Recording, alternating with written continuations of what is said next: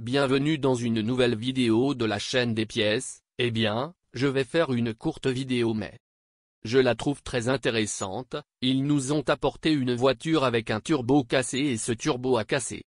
Parce que la vanne PCV est bouchée, mais les moteurs normalement, avant que cela ne se produise. Ils avertissent généralement que le turbo est en panne.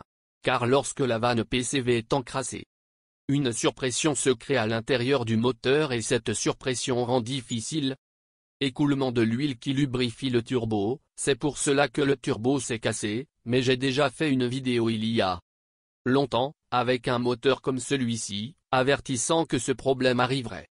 J'ai déjà dit au propriétaire de cette voiture que s'il avait vu mes vidéos, s'il avait suivi ma chaîne, il aurait vu cette vidéo et cette panne aurait été évitée. C'est un moteur Opel 1700 CDT. Regardez, là vous allez voir comment le turbo a chassé l'huile moteur. Comme je l'ai dit, le problème est clair ici, cette soupape, qui est le PCV.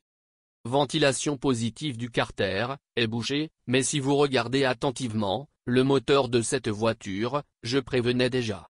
On dirait qu'il a les joints, qui sont aussi appelés bagues d'étanchéité pour les injecteurs.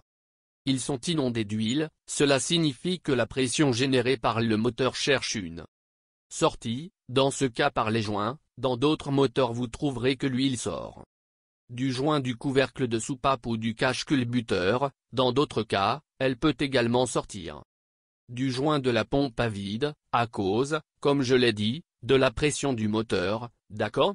Ce sont des symptômes que quelque chose n'allait pas. Si le propriétaire de cette voiture était venu à l'atelier, quand il a vu qu'il y avait de l'huile là, eh bien, tous ces problèmes auraient été évités, car c'est une panne qui coûte presque autant que cette voiture. Regardez, là vous allez voyez, ce que je fais est de mettre un morceau de papier à travers la sortie de la valve PCV et ce morceau de papier devrait sortir complètement plein d'huile.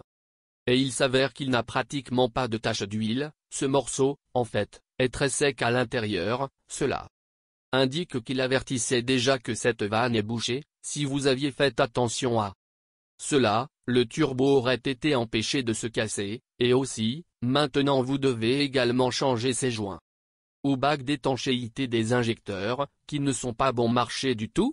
Ok? Eh bien vous avez cette courte vidéo. Si elle vous a été utile, alors n'oubliez pas de donner un like et de vous abonner à la chaîne.